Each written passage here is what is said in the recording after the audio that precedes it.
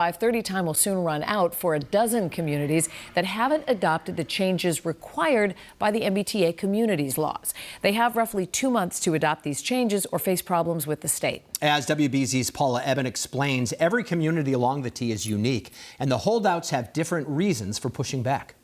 Let's start with the basics. The MBTA Communities Law says if the T runs through your town or the town next door, you have to have one spot in the community, which allows for multifamily housing. And it can't be just anywhere. It has to be within a half-mile of public transit, and it needs to be an okay place for families with kids. The goal is to get more affordable housing. But Mike Dean at Axios Boston has been tracking the pushback. Some towns that don't have a tradition of multifamily housing, we're talking three-deckers, apartment buildings, things like that, they don't necessarily want to do that. They want to keep it more single family. That's not the only issue towns have. In Dracut, voters didn't like the zones picked by town leaders.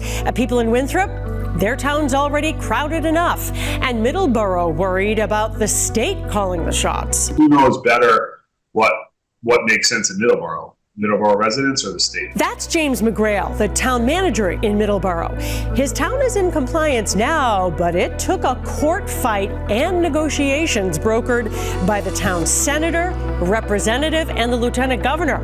And while that played out, Middleborough faced some consequences. We were ineligible for a number of grants.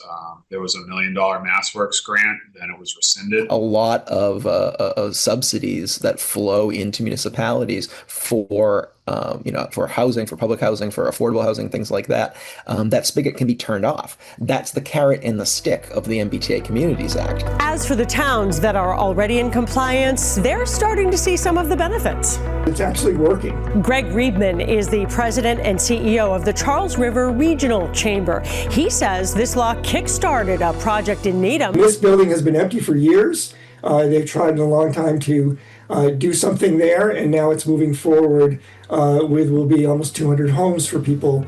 Now, if the holdouts don't come into compliance by the end of the year, the Attorney General may start taking them to court. Paula Ebben, WBZ News.